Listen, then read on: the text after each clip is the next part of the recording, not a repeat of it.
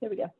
Hello, everybody. So welcome. For those of you who may not know me, my name is Dr. Lori Ann Stretch. I go by Dr. LA, and I am the coordinator of the online counseling program at W&M. I've been at W&M since 2020, the May 2020, and really excited to be with you. Town halls was one of the things that I launched when I came on as coordinator, and it's something that we have really amazing attendance at, and we try to use these to help you get to know each other, to also help you know what's going on in the program, and then also to highlight like great alumni that we have and wonderful faculty and speakers that we have that are helping out the program.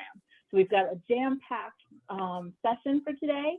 So I'm going to start us off by asking each of the faculty members to introduce themselves. Dr. SGS, can you say hi and tell them what your role is, or do you need me to? I can do it. I can say hi. So, hi everybody.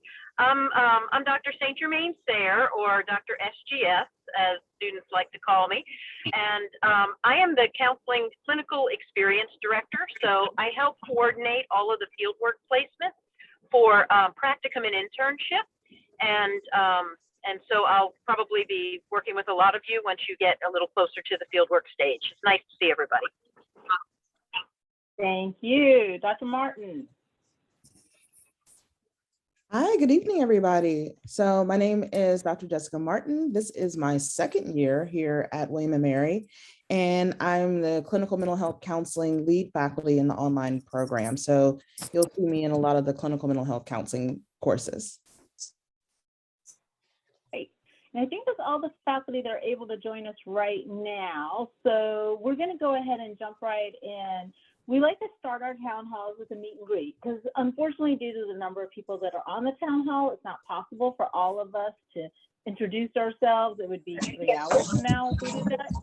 So what I'm going to do is I'm going to assign all of you to a breakout room. And when you get in the breakout room, I'd like you to introduce yourself, tell us where you're calling in from, and then also share who has your favorite mentor been so far in your life and why.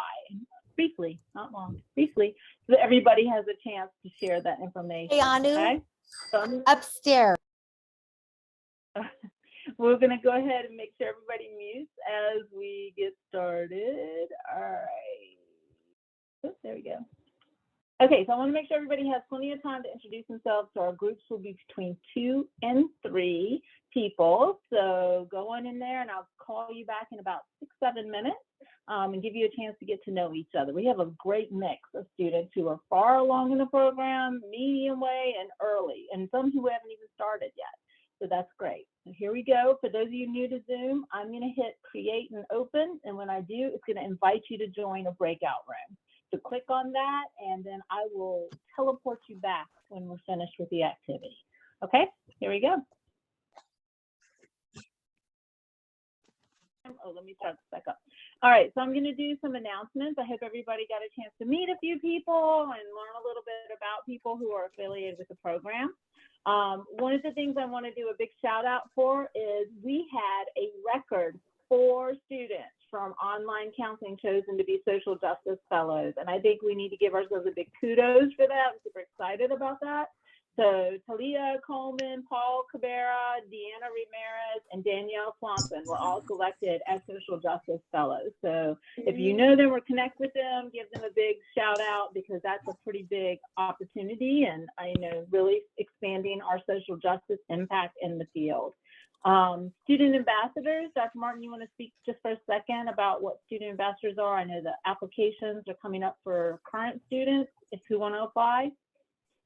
Yeah, so you guys probably saw that announcement go out a few hours ago with student ambassadors. For those of you who are not familiar with it, student ambassadors is just for our online students, and it's current students who are dedicated to supporting current students. So those who are newer in the program, and then also supporting those students or applicants who want to be a part of our program. So answering questions for them, answering questions about how you navigate online learning, being a graduate student, balancing life and work. And so for this year, we have Claire Madeline, who has taken over the helm as our captain. And what we're really trying to do is to build in some resources that extend for those who are here and beyond. So we're also looking at how do we support our students after they get out. So what we're looking for are people who are just energized and who want to just be a support, who also have the time to dedicate at least an hour a week, as needed. It's very flexible. And then also those students who have ideas about how to energize and how to support each other. So in the application, there's a video from Claire that talks about it. And there's also a write-up about our mission and our goals and values. And if you have any questions, shoot me an email. I'm happy to answer. And for those of you new to the program, the announcements go out through our program office, which you will get access to when you officially start classes. And that's like our central one-stop hub where everything comes out, and you can find all sorts of great things. Our Chi Sigma Iota Honor Society has a speaker coming up on November 30th at 12 p.m. That was also an announcement posted by Jenny and Jerry about that. It's Truth Speakers in Counseling. Andrea Barron and representatives from the Torture, Abolition, and Survivor Support Coalition will be speaking. So that could be a really interesting webinar. One of our doc students was unfortunately not able to be with us today. Will be with us in the morning, but couldn't be here today. And I am going to be her proxy to talk to you about her research. So her name is Caitlin Hinchy, and she's a doc student in the Counselor Ed program. She wants to invite all students of our online counseling education program to participate in her dissertation study, Social Comparisons as an Unexplored Factor in Counselor Development. While we know that comparing oneself to others can affect individuals in academic and occupational spaces, we do not know about how this may look for among counselors. My study aims to better understand the effects of social comparison in order to improve the experience for future counselors. If you choose to participate, there's a link I'll share in the chat containing 6 measurements, which should take about 10 minutes to complete. There are no known risks associated with participation, and you're free to opt out or discontinue at any time. In addition, please know that your participation will have no effect on your standing in the program or specific classes whatsoever, and your data will be completely confidential and anonymous. Thank you so much for your time, and reach out to Caitlin if you have any questions. And I will put, if anybody is interested in helping Caitlin out, I'm going to put the link in the chat. Again, no pressure. There's no, if you want to do it, you do it. If you don't, but we all have an ethical obligation to contribute to research when we can. So it's a good way to practice ethics and be part of that process. All right. And then just a heads up, and I'll be posting an announcement tomorrow with more details, but your faculty and staff have been working hard. And I know I don't always respond to every email fast, but trust me, it's because I'm responding to 20 others. And so know that we have been putting in a lot of overtime, especially through the pandemic. And the university has given us Monday and Tuesday of next week off in recognition for all of our hard work. Yeah, thank you, Megan. And so please help respect that, and please try not to reach out to us until next Monday. You can talk to us tomorrow, but then give us some space and let us have some time. We will be in classes, so it's not like we're going to disappear from the classes. We will be in class, but we are asking that you guys help us practice self-care and be good role models of that. I've also asked the faculty to not have any meetings with students, no office hours next week as well, so that they can practice self-care. We will also be doing that between December 23rd and December 31st. So I'll have those dates in the program office and keep those attentive to you. But we will give you full attention as soon as we're back, and we're going to be even better for it because we're going to be rested and ready to go again. All right. We have fieldwork paperwork is due on Monday. If you think you're going to start fieldwork or continue fieldwork in spring 22, you have a paper that you have to fill out. Check your email if you haven't done that. Make sure you're monitoring your William and Mary email. Dr. SGS is sending out lots and lots of communications, and also through, I think, the groups in the program office. So just stay in touch, because if you miss that deadline, you will be delayed until summer 22. We can't, there's just too many pieces for us to be able to do that. And we want Dr. SGS to get rest too in December. So she has to have everything in by November 22nd to be able to process everybody in the next month. We have residence keynote coming up. The residency will be running from December 6th to December 9th. Many of you many of the new current students will be in that, or many of the current students, not the new students, will be in that, but everybody is invited to the residency keynote. The residency keynote is Monday, December 6th from 5:30 to 7. It's actually 5:15 to 7 because we have Dean Knopel comes in and does a welcome. And then we have a keynote with our very own Dr. SGS, who Emily named as her primary mentor. So yay. So, this is going to be about sensory processing disorder, fundamentals for professional counselors. It doesn't matter where you are in the counseling concentration. This is something that will impact your work. I work with individuals that are identified as high functioning autism as adults. I've worked with kids, I've worked with adolescents in my school counseling roles and my private practice roles. So this is something that hits all of our concentrations and is important to understand. Our spring webinar series is shaping up. Many of you know we had some great webinars. One was earlier today for suicide ideation and assessment.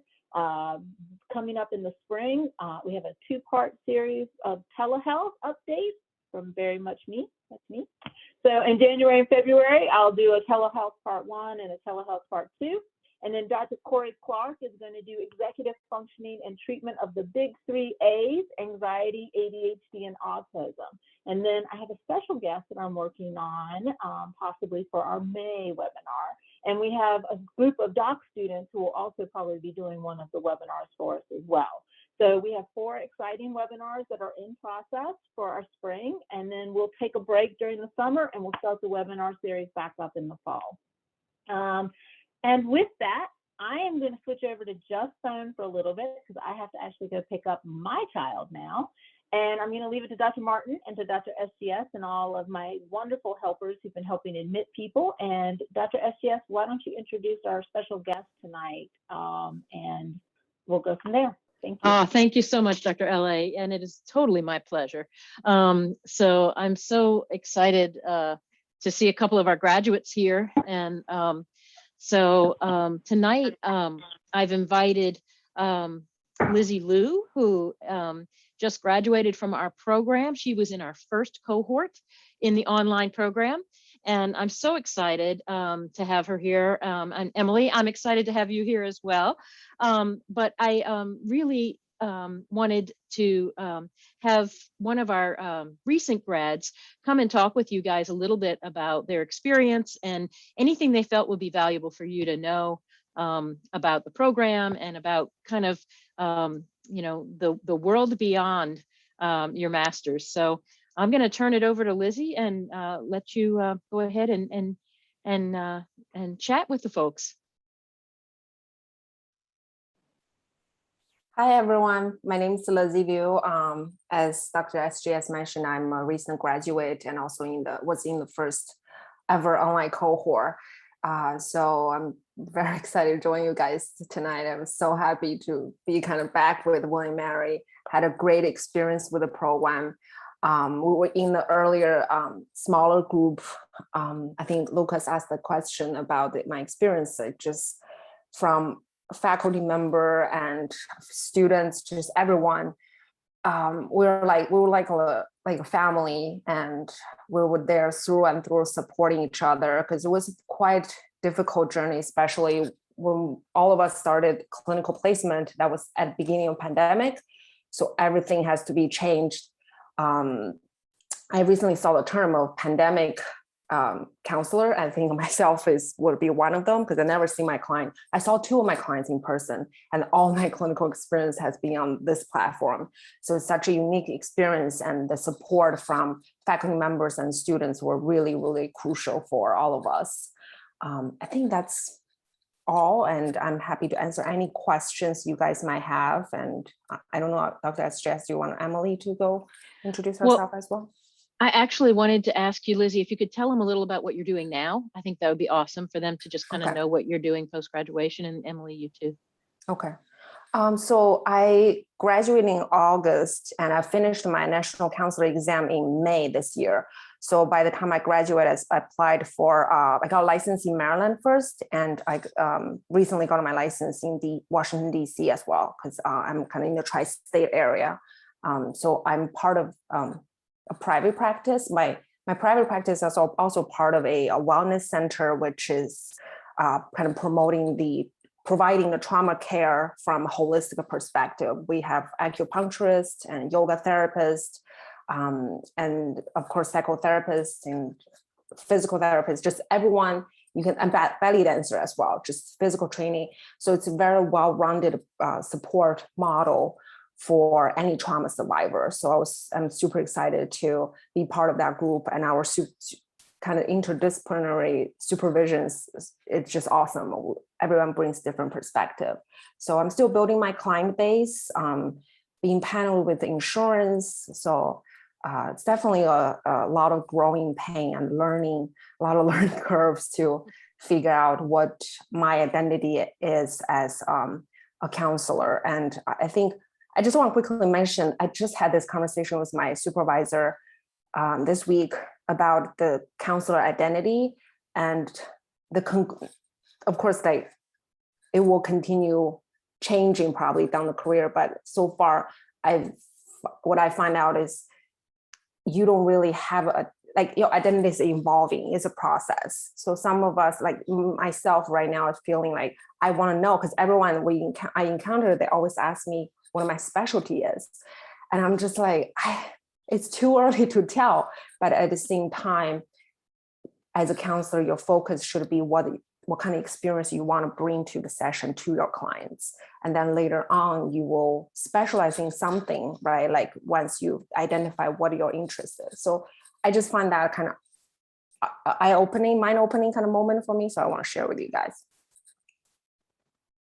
Thanks, Lizzie. Emily, do you want to introduce yourself since you're here? And so I'm Emily. So when I was in the program for my internship, I mainly worked with adults and teens who are on the spectrum, which is a really kind of unique population to work with. I just passed my NCE this Saturday. So I haven't been seeing any clients recently yet. I'm going to start to apply for the license and then look for positions, but I'm hoping to work with that population more. And I feel like I'm kind of like Lizzie. I'm still trying to develop that counselor identity. I really enjoy person-centered, but I don't feel like I'm fully committed to that yet. So it's still trying to develop that piece. I think that's going to be a lifelong thing for me. Thank you. So I'm just going to open it up to all the folks that are here to just invite you. You know, we really asked our graduates to be here to answer questions that you might have about the program, about their experience. So please, you know, I would say just go ahead and you can raise your hand or you can unmute and jump in, whatever seems to work best.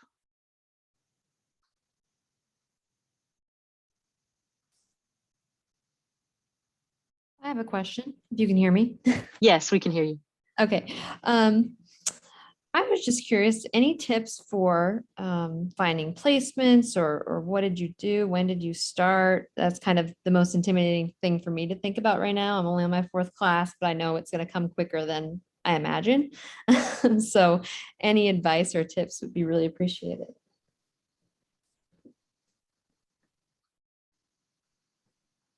Emily, do you want to take this one? Oh. Okay, you guys can still see me, right? Yeah. Okay. Yeah. So I feel like my best advice would be to start early, send out a lot of resumes. Don't discount, I feel like, any specific place, kind of just be open to any of the opportunities that might come your way in terms of an internship. I remember, I think I applied to about 60 places before I actually ended up with my placement. So it was definitely a lot. And it was very stressful there for a while. So, but starting early really helped me, even though it was a little bit challenging in finding that placement. How early is early? As early as you can. Yeah, early as you can. I think I started about 6 months before. So I'll help a little bit with this part. Yeah. Because this question comes up a lot.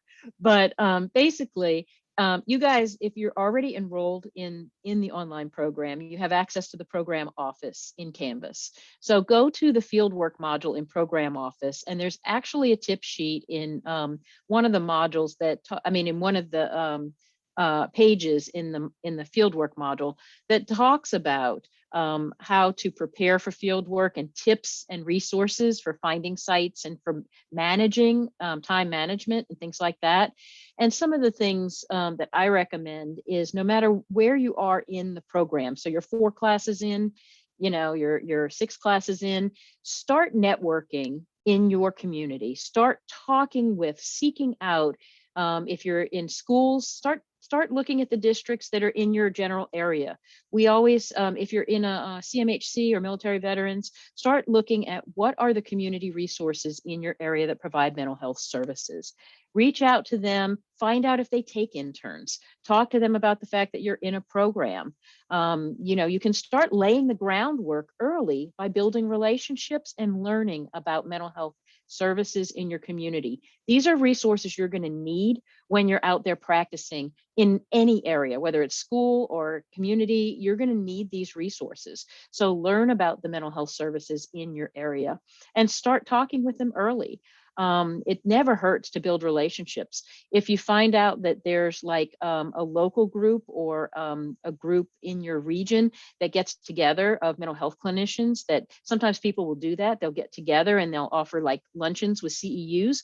Join them, go and visit with them, talk to private practitioners in your area, find out where do they refer clients, do they take interns, do they have any people that have a private practice where they do a training practice. So certain private practices are actually set up to train clinicians, and frequently what they do is they bring people on as students and they keep them on through residency and beyond. So the intention behind those practices is to develop new clinicians that they then keep on as colleagues. So it's really about starting to network and learn about the mental health resources in your area. With regard to school districts, learn about the different schools in your community. If you have a variety of districts, find out how many schools do they have, how many school counselors do they have. We encourage you to look within a 1-hour drive of wherever you live so that you have a wide range of opportunities. And like Emily said, you may have to send out a lot of feelers to find a placement. Other students, they find placements like that. It really depends. It varies significantly. So don't be afraid or intimidated when you hear it took me 60 placements to, like 60 emails to find a site. Always email and call, always send a resume and a cover letter. And just start early talking with places, network and get to know. Relationships in this field are everything. And I want to add one thing. If you, so I'm familiar with the kind of DC, Maryland, Virginia area. Normally each county or state have like community service board. And that's normally a good starting point just to check out if they have internship, or just like Dr. SGS said, just email them and network and see if they, because normally they're very kind of centralized location. They're very well connected with different resources. So they might be able to refer you. I see in the chat, there's a question about what's a typical week during the school year in terms of study classes for online program. And seems like it's connected to also working full-time. I think, so my situation for the entire 3 years in the program, I always worked full-time. I worked for a nonprofit organization. So it's very long hour kind of work. So usually I work 40 to 60 hours per week for my full-time job before internship, and then 20 hours on top of that for class, like schoolwork, because there are a lot of readings and you can always read more if you want to. So 20 hours kind of where I keep myself a cap and maintain kind of sort of balance. And once internship started since March 2020, from that point until like June of 2021, I worked almost 100 hours per week nonstop for an entire period of time, which is highly not recommended. If anyone wants to do that in your internship, just don't do it, please. It was very burnout driven and no self-care, no rest. Granted, it's pandemic, so everything's happening virtually, so that saves some commute time, which made it more doable. But during that time window, it was still 40, 60 hours of work, 20 hours of class, and I had 19 clients for my internship each week. So that's how my hour got divided. So it's definitely quite difficult. And if you have a job that's 24/7 on call, it probably will be very challenging to manage. My job is fortunate that at least I work in the hours I'm working. Outside of that, nobody's going to access me. So I have freedom kind of choose when I see clients, and the internship site also give me that freedom. So if you work full-time, when you look for sites, you might want some free, like flexibility. You might want to put that out there with people. So find a practice or a group or a like placement that works for your current schedule. Another question that came up in the chat is, do most graduates start work in an agency or go straight into private practice? The answer on my end is it varies. Most people basically take jobs where they can get the jobs. I have one student who's about to graduate. She had 2 job offers. She has not graduated yet. She's had 2 job offers and she has 3 more interviews coming up. And she will likely have 5 job offers, I have a feeling. So, so some of them, she has one that's in private practice right now and one that's in an agency setting. So it depends is the answer. And a lot of students actually do get offers from their internship placements. Not all, but some do. So anybody else want to comment on that one, Lizzie or Emily? Yeah, I think it's a very personalized choice. There are clinicians making decisions for their kind of career trajectory based on their current, of course, financial situation and clinical skill and everything. So I would say all of us will probably make a decision that makes sense to ourselves, basically. So don't lock yourself in one path, basically. Just like be open to different options. Like myself, I'm in private practice. I think it's a choice that makes sense to me, but I have friends who just like, no, I can't do that because I want a group, I want a team, and people give me referral resources. So they don't have to go out for looking for clients, but I have to. So it just, what do you want at that point of your life as a clinician? What kind of skill set do you want to build? I think it's a very introspective and kind of reflective moment about our life. I feel like we're all going to hit that moment of making that decision.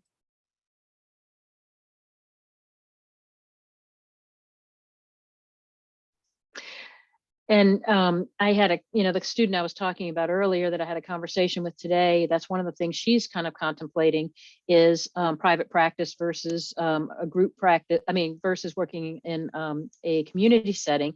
And some things to consider with that are whether you're a salaried employee versus a contract employee or an independent practitioner. And the rules of your state also apply. So in the state of Texas, for example, you cannot be in private practice right out of school. You can't, you get licensed in the state of Texas as an associate, an LPC associate, and you have to work under someone else's license for 2 years before you can be an independent private practice. You can work in a private practice, but under somebody else's license. So it's important to understand the rules of your state in terms of what's allowed as well. It makes a difference where you live, and you always need to look at your state rules regarding what you can do and how things are structured in terms of private practice and being able to independently practice versus working under a supervisor in their practice. There is a difference and a distinction. I am seeing a question about how long do you have to find placement for internship. And let me just give a quick overview. With practicum and internship, your practicum and internship are going to fall in the last year of your program, the last 3 to 4 semesters. You are going to have an orientation to that about 9 months before you actually start your practicum. And you'll be getting some information all along the way in your program in terms of, like I'm telling you now, no matter where you are in your program, start networking now, start the process of looking for a site now. You will have deadlines for applying for field work. Those are hard and fast deadlines. If you miss that deadline, you will be delayed a semester. That has to be the case, or we cannot process the placements in time for you to start the field work on time. And that then creates all kinds of other issues. So, there's, those are some of the things that's why I tell you to look at the fieldwork module. I will be modifying the fieldwork module, streamlining some processes and making things a little simpler. Right now, there's a lot of information in there and I know it can get overwhelming. So if you have questions, don't hesitate to reach out. There's a question about if you work in an agency, a CSB, could you do your internship with that agency? Again, please look at the fieldwork module in Program Office. There are specific guidelines that have to be followed for you to be allowed to do your fieldwork at your place of employment. You have to have a unique, distinct experience that's separate from your regular employment in order for it to count as an internship. What that means is you can't double dip. You can't go to your regular job and count those hours toward your internship. It has to be, I go to my regular job. Sorry, go ahead, I was Laura. going to say, and a supervisor, and a new supervisor. Yep. You have to have a distinct supervisor so that your supervisor for internship is separate from your supervisor for your job. You have to have separate duties that you're doing, no overlap. And there has to be no dual relationships with either your supervisor or your clientele. So there's a lot of specifics that need to be there for that to happen. Other comments, Lizzie, Emily? I'm going to check through and see what other questions we have. Well, I was wondering if Lizzie and Emily could speak a little bit to what residency is, because a lot of students have questions about that.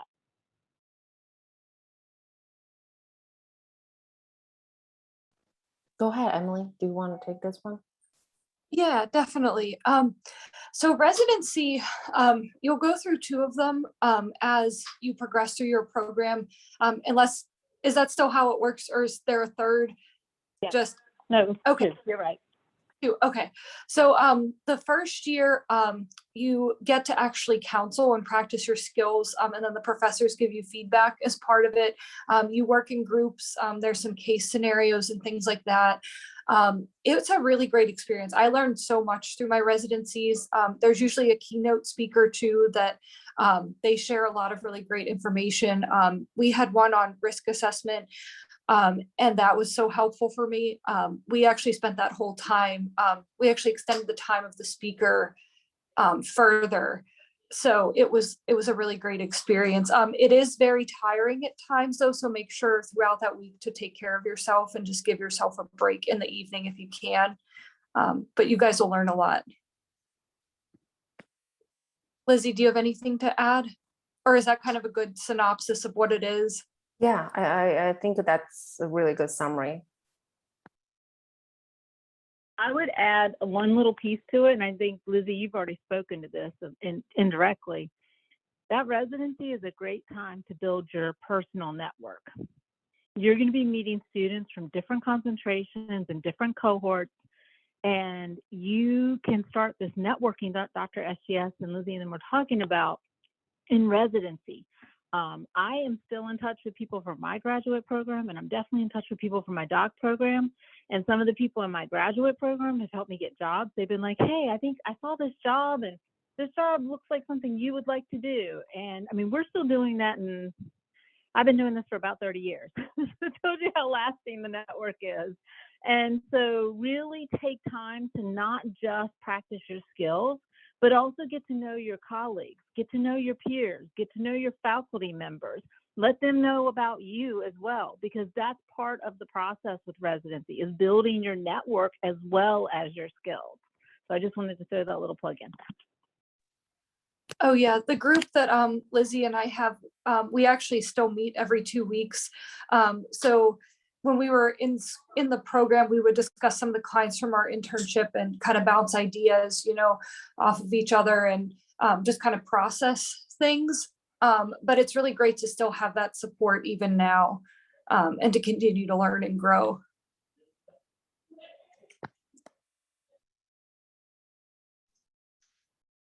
Other questions? There's a bunch in the chat. So a couple of things just to bring out for everybody.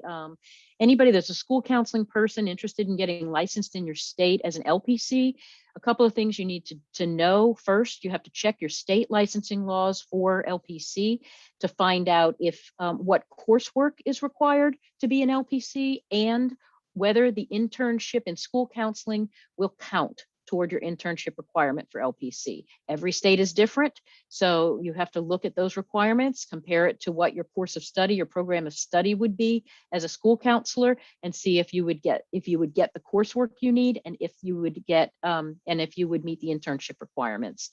If they do require additional coursework, you cannot take additional courses as part of your program of study. You have to complete your entire program of study first in your concentration, and then you can take additional courses after that. But you can't graduate until you complete Dr. LA, if you would correct me if I'm wrong, you can't graduate until you complete the courses that you're taking. If you need extra courses. You can walk in commencement, but you can't graduate. You won't get a conferred degree. So if you have to take, for example, if you have to take additional clinical mental health courses, and then you have to do a clinical mental health internship on top of that, you may extend yourself over a year or 2 semesters beyond your expected graduation date.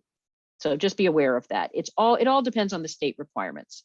And then in terms of one of the things that I was going to jump in about NCE because I saw something, if you don't mind, Dr. SGS.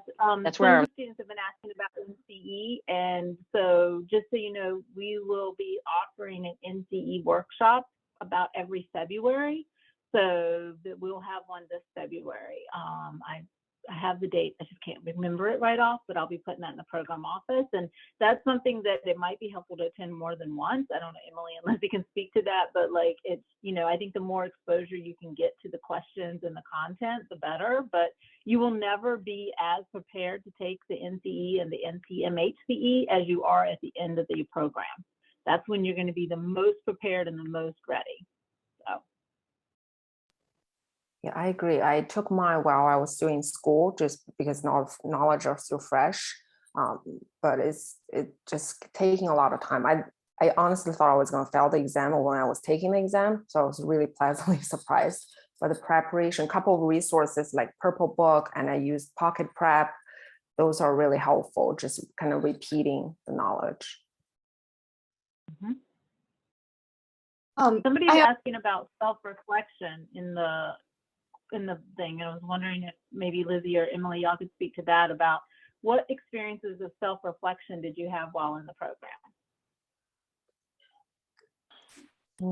Lizzie, that went really deep. Oh. Yes, that is.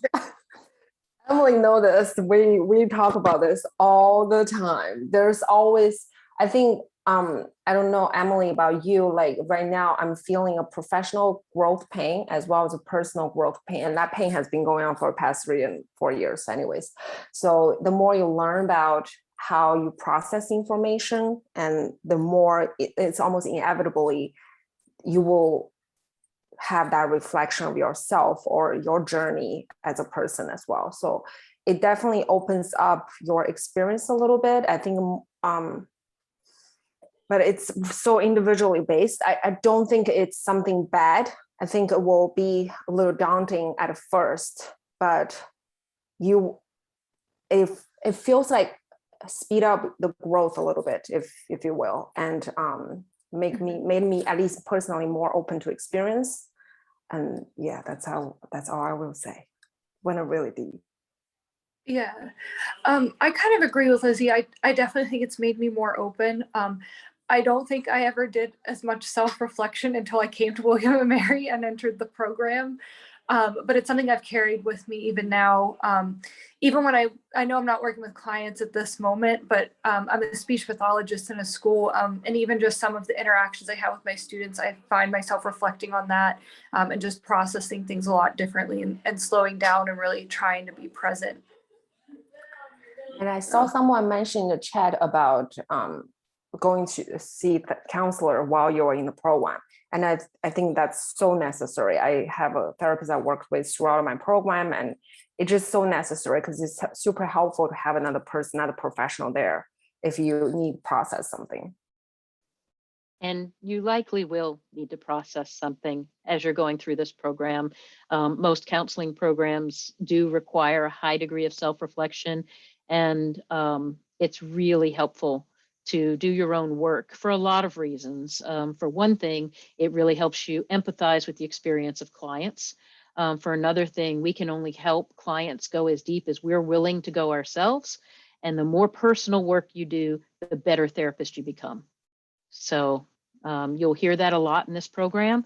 We are strong proponents of doing your own personal work, not just during the program, but throughout your career. And it makes a big difference in your capacity to be effective as a counselor.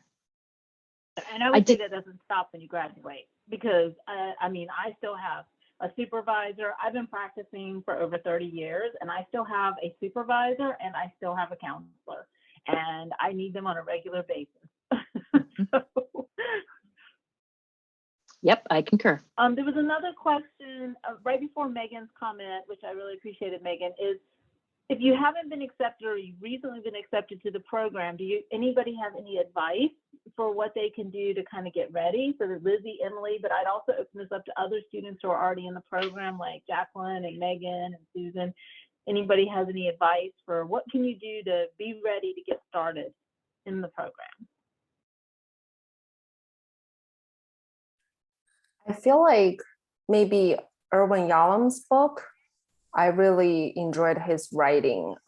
Maybe it's fairly easy read, and almost all of his books are fairly easy read, but offers really good insights. And also get a pair of glasses, maybe, because I noticed that's really necessary.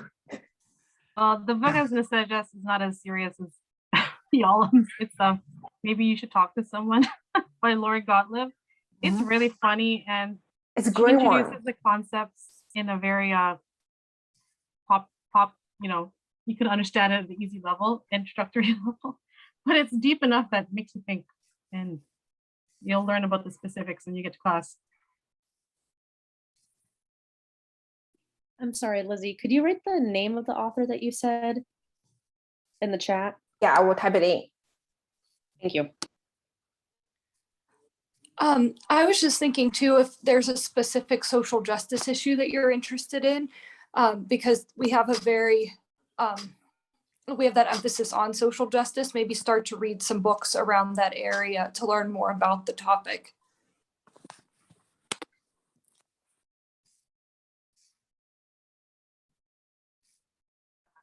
I would add to, if I can add to that, I'm sorry, is my voice coming through? I've been talking all day.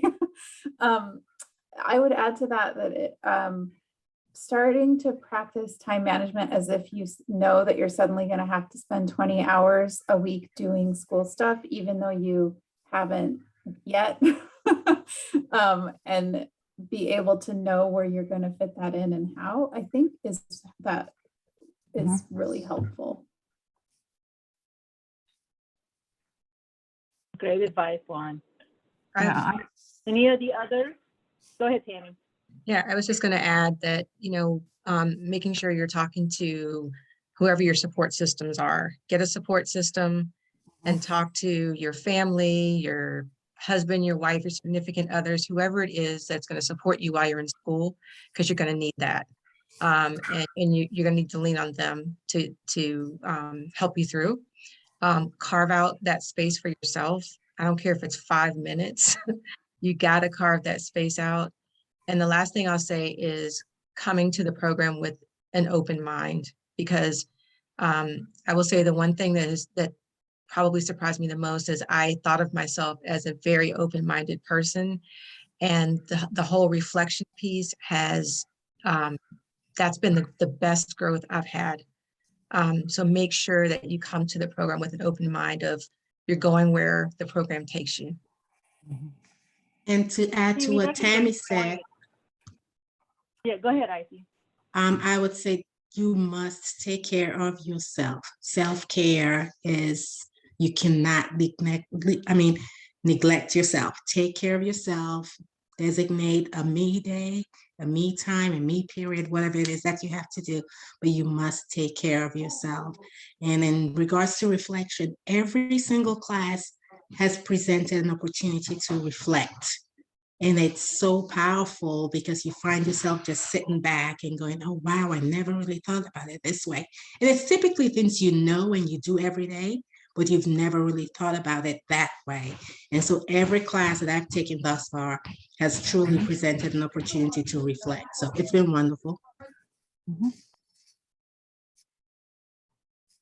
And I guess I would add, piggybacking on all of that, is that just be prepared to be a little bit overwhelmed and know that that's not a reflection of you or your abilities. It's just what happens. Everybody goes through it. And if you were accepted here, you belong here, and it's just a process. I'm in my second year, and I would say the thing that helped me a lot was to have a dedicated space to do schoolwork. It probably doesn't look like I planned this, but this is for real. You know, all the things behind me, I like looking at them while I'm in the camera, and it helps to have, you know, my space. Everybody calls it mom's office. So it's my area. It was family office, but now it's mine. And that really helps me a lot to have a place to go to do schoolwork, to watch videos, and to even, I sit here and read to do things, because it helps to have a focus area where you can do just this, because there will be a lot of time that you need. And it's not good to be like in the living room while everybody's walking past, or, you know, sitting on your bed and getting hunched over, those sorts of things. It's so plan a space. I mean, I know that's really operational and very logistical and not very, you know, emotional preparation, but from the logistics part of it, it helps a lot to have a space. And then I also had a reading that was suggested to me, and it's on Becoming a Counselor by Kotler. Dr. L.A., is that right? She's like, yeah. That's right.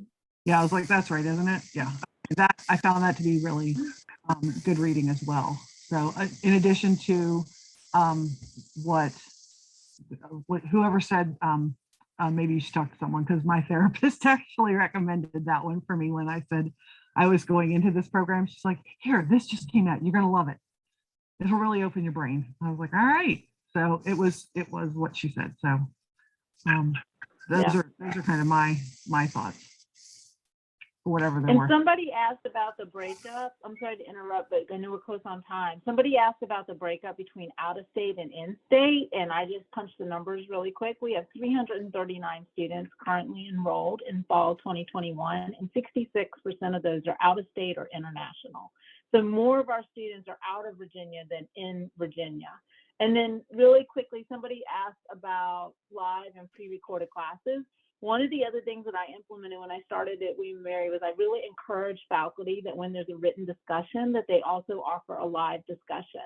Oftentimes they'll do that in sets of faculty teams, like Dr. Warwick and I are currently teaching assessment. So we're kind of alternating who's doing the live discussions for the class.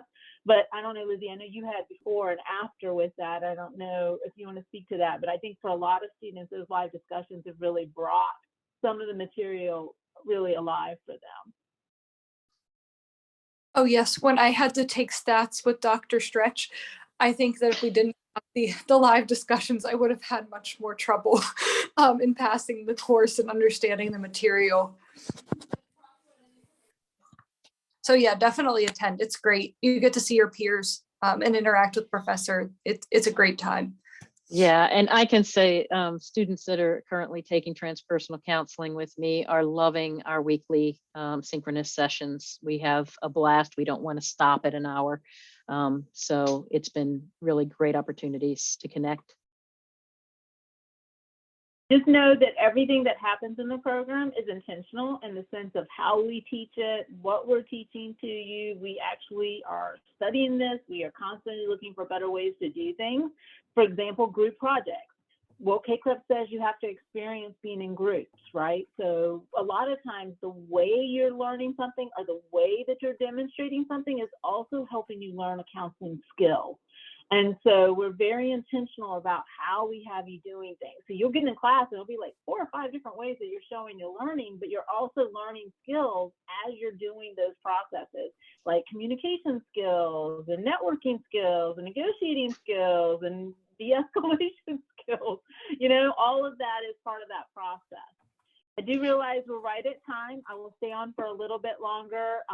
And I just want to thank Emily and Lizzie. It was so good to see you. Please don't be a stranger. We adore you and we want you back as often as we can. And thank you all for the other students who also chipped in, and for my great tech support, Susan and Icey and Liz. You guys did awesome. Thank you so much. But have a great night. If anybody wants to stay on and ask another question, happy to do that. And we see you soon. Lizzie, Emily, I miss you guys. Thank you. Thank you. I can stay for a few more minutes if other students have questions. That'd be great, Lizzie. Thanks, Lizzie. Definitely. Dr. SGS, the first Monday we didn't have class after I graduated, it felt so weird for me. Yeah. It was so empty. I know. I do 2-hour chunk of time. Oh, you guys, class was so different, you know, as people kind of dropped off and graduated, it was like, the dynamics keep changing. And I miss, oh yeah. I had a question about residencies. Yeah, do we stay on campus or do we stay at a hotel? So they stay off campus, Jacqueline. I don't know if with summer residency we'll have an option for on-campus residency options. It's something I'm going to ask about, but for spring, it will be off campus. But what we're going to do is we will post some housing options for you, and we also encourage you to look at your own housing options. I know, Lizzie, one of y'all groups, cohort 1 or 2, they actually rented a place and some of them stayed together. Yeah. I rented Airbnb house with 3 other girls. So this is like residency is a great opportunity to kind of build rapport and get to know each other. And so it's like I recommend you guys contact, you know, your group project buddies and just say, hey, you guys want to rent an Airbnb or something like that. So yeah, there's a group of us from Washington that are already planning flights together. That's awesome. So yeah, that's awesome. Thank you. Exactly. I'll be posting that. I'll be posting some of the spring residency stuff probably after we finish this residency. Let me get through the fall residency, and then I'll start posting information about the spring residency. I've already started working with facilities at W&M, and we're trying to figure out the space and stuff like that. Well, thank you. I had a quick question. Since the whole pandemic has brought up like telehealth and telemedicine, the importance of that, and there have been a lot of like people trying to shift and like adapt to telemedicine and telehealth. You mentioned that you're going to do a webinar about that. Are there plans to implement more instruction surrounding like how to do telemedicine? You're actually required to have 6 hours of training in telehealth before you start field work. That's a requirement. So, and you have access to my training. I try to update it every year. And so, but there's other trainings that we would approve as well if you took them, but you do need to have a minimum 6 hours because almost every place is doing telehealth now. Yeah. You're absolutely right. Fantastic. Okay, cool. Thank you. Good to know. You're welcome. Kaylee, All right. I saw your hand was up.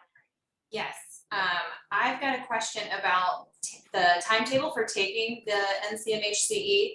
I just want to make sure it makes sense for those of us that are graduating in December of 22. Does it make sense to take it the April to May deadline timetable? You can do it in April or October. You can do it. The only thing is, I don't know if anybody on here, and I'll try to make, if you're in Georgia, you need to wait until after you graduate to take it because they have a little stipulation with their licensure. But if you're in other states, most of them will check. You'll again want to check with your state licensure board if it's outside of Virginia. I know North Carolina really well, and we've got a few other states we've got pretty covered, but you really need to check your licensure and be sure you can take it before you graduate through the GSA administration. Another heads up is that the NCMHC is about to change and the new test is launching next year. So it's not going to be a situational test anymore. It's going to be a multiple choice with situations. which honestly I think is going to be easier and better to study for. But so be careful if you're studying for the NCMHC, because I think this is going to align with your timeline, Kaylee, is that you want to make sure you get the new study materials, not the old study materials. So be warned of that. And we'll be doing some trainings and stuff too. I'll be helping you guys. You will? Okay, we both stayed on to find out the answer to that. So, yeah. All right. All right. Other questions, thoughts? Thank you. I have a very quick question. It might be an individual one, so I just wanted to ask. But so I currently work as a teacher, and I'm wondering about working full-time in conjunction with doing a practicum / field work, because in the school that I work in, it's a full, it's 5 days a week and I'm there the whole day. And so I'm just trying to get a sense of how that works with other people who work in education when they get to that point in the program. Are you going to be in school counseling class, Dana? Yeah. All right, so Dr. SGS, you want to speak to that? Yeah, Dana, this is the hardest question I get. I'll be honest. In everything that I do, there is no easy way to say this, but if you're a school teacher and you're in school all day and you're trying to do a school counseling internship, you have to be at the school when the kids are in the school, which is the same time that you're trying to work full time. So what I encourage folks to do is early in your program, as soon as you get accepted, talk to your principal, talk to your district. Start finding out if there's ways that they can accommodate like a flexible schedule, maybe hire a part-time permanent sub for that 2 semesters of internship. For practicum, you're only doing 100 hours. It's a little easier to manage practicum while working full-time. But when you hit internship, you're talking about 20 hours a week. And there's no way to find that time. So bank time off. Talk to your principal, see if there might be a way that they could work things out with you to be able to share you, for example, with another school, because you're going to have to do all 3 levels. You have to do elementary, middle school, and high school for each of your, for each of the different placements. If you prepare early and you get cooperation from your principal and your district, it is doable to keep your job. I've had students be able to do that, but plan to try and use time off. Plan to see if you, as I said, talk with the people that you work for and try to get their buy-in to support you during that 2 semesters. It is hard, but it also depends a little bit on if you're going to be doing fall, spring internship or spring, then fall. Because if you're doing spring and fall, you're actually only interrupting half of your school year each year versus the whole school year. Academic year. Yeah. Okay. So just food for thought. Thanks so much. That's really helpful. And thank you. And I think there's also options if you can find a year-round school that's doing during the summer, virtual school that's during the summer, because now we have more year-round schools. That's another option to think about. And we've actually had, I know of at least one student that was hired to be a school counselor during the internship, in her last internship. Oh, I have one right now. Yeah. I've got one right now who was hired actually as a prac student. They were so desperate for school counselors. She actually got hired as a prac student, and they're working with her to do different placements in the district. And she's working as a school counselor while she's training to be a school counselor. It happens. There's a shortage of school counselors. Totally. They thought she was awesome. It wasn't because they were desperate that they took her. Oh no, awesome she is awesome. She's doing great and she loves it and she is thriving. I mean, she's doing really well too. So thank you so much. That's very, very helpful. Thank you all. Sure, Dana. Good night. Thanks. You're welcome. Thanks. Any other questions?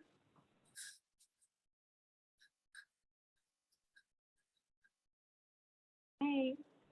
Emily and Lizzie, thank you again for being here. I'm going to call it a night so we can all get some rest. All right. Thank you. Good to see you guys. So great to see you. Y'all look great. Don't be strangers. No, we won't. Yes. Contact. Bye. All right.